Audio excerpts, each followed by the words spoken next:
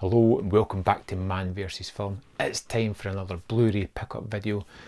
This time it's several movies from the Masters of Cinema collection, so let's just dive in to the first one.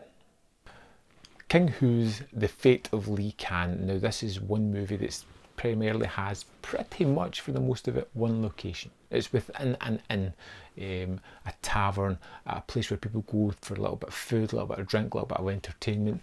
And we are told that the titular Lee Can is going to be dropping off there at one point, and we know that there is a sort of opposition faction of him who may want to assassinate him while he's there. We're told through many conversations that there is spies all over the place, but what I was not prepared for was that every single person, with the exception of possibly one, within this building are duplicitous in nature. They're all pretending to be something they're not. They're all fairly different in the way they portray. Some of them are buffoonish, some of them are a little bit more lecherous, just to try and give themselves a cover story. And a lot of the movies, just these characters interacting as people come in and cause trouble, and it's wonderfully choreographed and staged and set up, and I really liked this one, right up to the over-the-top vicious finale sword fight.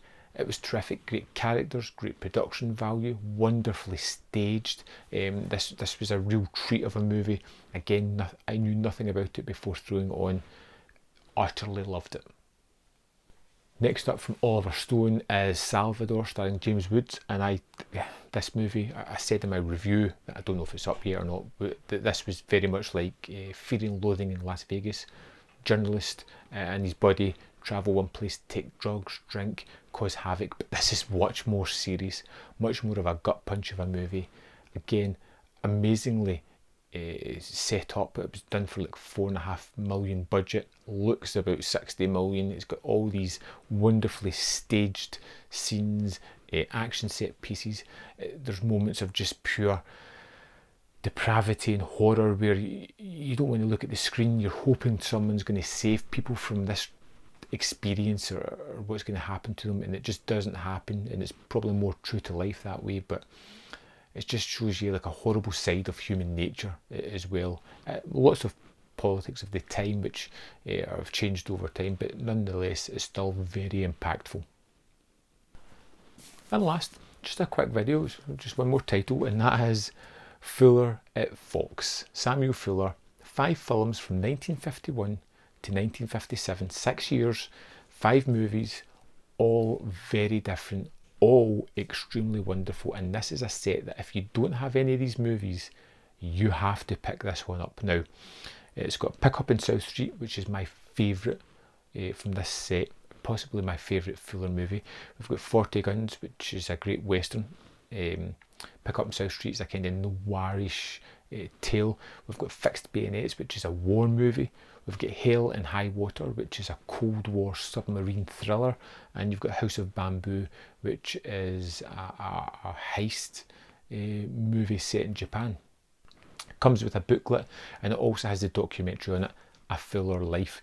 This is an amazing package. Now, 3 of these titles have already been released in the Masters of Cinema series. If you have them, a couple of them have been upgraded to 4K restorations. Like I know Pick Up in South Street was a 4K restoration.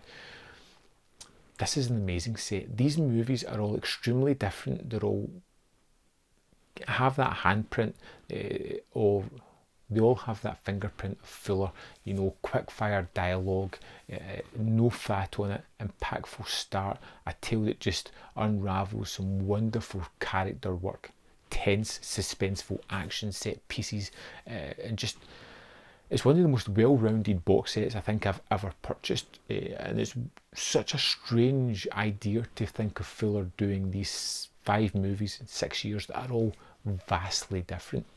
The documentary, which is directed by Fuller's daughter, is so different as well. It's all actors he has worked with, reciting passages from his written works that kind of make a patchwork of his life.